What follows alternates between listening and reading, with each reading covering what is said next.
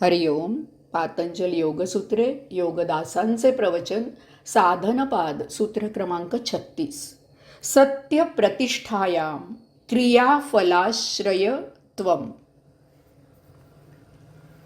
योगाच्या अंगी सत्य प्रतिष्ठित झाले असेल तर त्याच्या सत्यवाणीप्रमाणेच सर्व काही घडतं.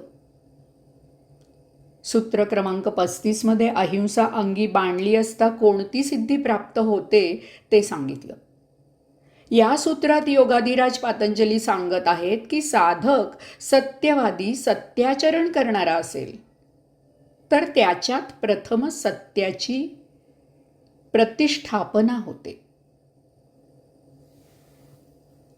असं झाल्याने क्रियेचं फळ अशा साधकाच्या आश्रयाला येतं. त्याला वाचा सिद्धी प्राप्त होते. तो जे वदेल तसे होते. क्रिया झालेली असो किंवा व्हायची असो त्याचे फळ साधकाच्या वाणीप्रमाणे दिसते.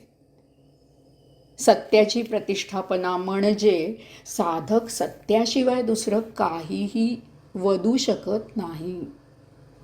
अखंड सत्याचीच कास धरली जाते. आपल्या बोलण्याचे परिणाम काय होणार आहेत याची साधकाला पर्वा नसते. तो सत्य तेच बोलणार, सत्यानेच वागणार, सत्य तेच चालणार, सत्य तेच जगणार. कुणी त्याचा प्राण घेणार असला तरी साधक सत्याची बाजू कदापिही सोडणार नाही. यासाठी त्याला कसल्याही प्रलोभनाची, सोपस्कारांची, नैतिक आवाहनांची आवश्यकता नसते. एखाद्या ग्रंथावर हात ठेवणे, नातेवाईकांच्या डोक्यावर हात ठेवणे, देवासमोर मंदिरात बोलणे, देवाची शपथ घेणे इत्यादी गोष्टीने त्याला सत्य बोलण्यासाठी प्रवृत्त करावं लागत नाही. सत्य, खरं बोलणं हा त्याचा स्वभावच असतो. तो सत्याशिवाय इतर प्रकारे बोलूच शकत नाही. तो काये वाचे मने सतत सत्य तेच वदत असतो. अशा प्रकारे सत्य जगणाऱ्या, सत्य अंगात भिनलेल्या साधकाच्या आश्रयाला क्रियाफळ येऊन राहते. प्रत्येक क्रियेला प्रतिक्रिया असते. त्याप्रमाणे प्रत्येक क्रिया करणाऱ्याला फळ देते. त्याची इच्छा असो वा नसो त्याला ते फळ मिळतेच मिळते. एवढेच नव्हे तर त्याला त्या क्रियेचे फळ उपभोगावेच लागते. सत्य प्रतिष्ठित साधक जे बोलेल त्याचप्रमाणे क्रियेचे फळ क्रिया करणाऱ्याला मिळते. क्रिया होऊन गेली असेल तर अशा काही गोष्टी घडतील की त्याचे फळ सत्य प्रतिष्ठिताने सांगितल्याप्रमाणेच मिळेल. घटना घडलेली नसताना सत्य प्रतिष्ठित जे बोलेल त्याप्रमाणे फळ मिळण्याची घटना त्यानुसार नंतर घडेल आणि फळ मिळेल. वाचासिद्धी साधकाचे बोलणे सत्य ठरवण्यासाठी न घडलेली घटना घडून येईल. म्हणजेच भविष्यात घडणाऱ्या घटना अशांच्या मुखातून अगोदरच बाहेर पडतात. ऋषीमुनींचे आशीर्वाद, शाप, उत्शाप ते सत्य प्रतिष्ठित असल्यामुळे खरे ठरतात.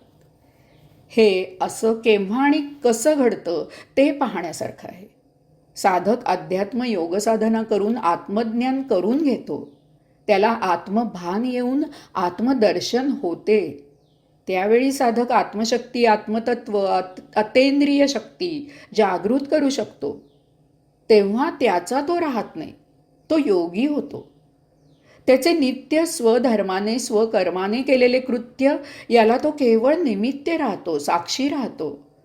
हे आपोआप होत असते.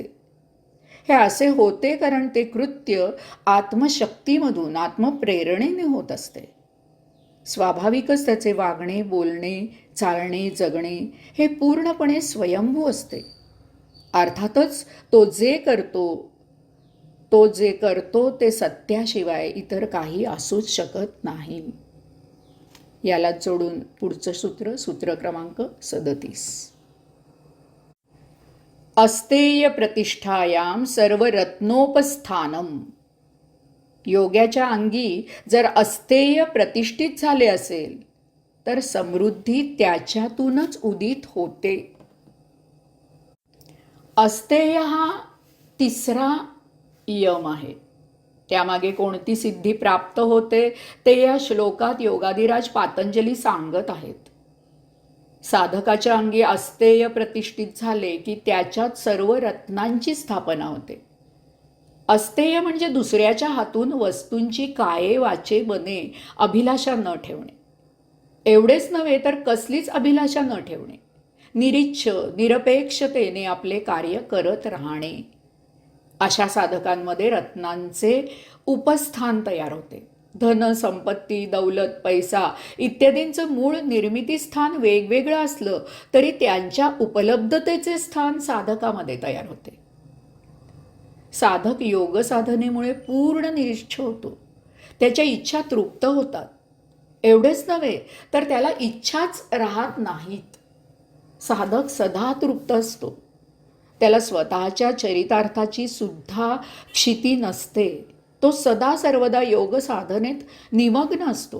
काये वाचे मने कसलीच अभिलाषा नसल्यामुळे त्याच्यात अस्तेय प्रस्थापित होते. कोणत्याही मोहाने प्रलोभनाने प्रभावाने तो आकर्षित होत नाही. संत श्रेष्ठ तुकाराम महाराजांना शिवाजी महाराजांनी धन वस्त्र यांचा नजराणा पाठवला होता. परंतु संतश्रेष्ठ तुकाराम महाराजांनी ते सर्व परत पाठवून दिले. स्वधर्माने स्वकष्टाने स्वकर्माने जे मिळेल त्यात साधक दैनंदिन गरजा मोठ्या आनंदाने पूर्ण करतो. त्यात तो पूर्ण समाधानी असतो. अशा साधकामध्ये सर्व रत्नांचे उपस्थान निर्माण होते. अशा अस्तेय प्रस्थापित साधकाला इच्छा होताच धन संपत्ती दौलत त्याच्यापुढे त्वरित उपस्थित उपलब्ध होते. अर्थातच साधकाला हे सर्व समाज कार्यासाठी पाहिजे असते. श्री समर्थांच्या चाफळ येथील उत्सवासाठी 1 वर्ष नोकरशाहीच्या दिरंगाईमुळे राजांकडून वेळीच धनधान्य पोहोचू शकले नाही. श्री समर्थांनी रात्री निवडक शिष्यांना जवळ बोलवले. एका रात्रीत शिष्यांना 205 मनाचे श्लोक श्रुत केले. शिष्यांनी ते लिहून घेतले. दुसऱ्या दिवशी हे श्लोक म्हणत म्हणत उत्सवाचे भिक्षासाठी झोळी भरली. उत्सव यथास्थित पार पडला. याच कारणास्तव प्रामाणिकपणा सचोटी निस्पृहता समाधानी वृत्ती असणाऱ्यांना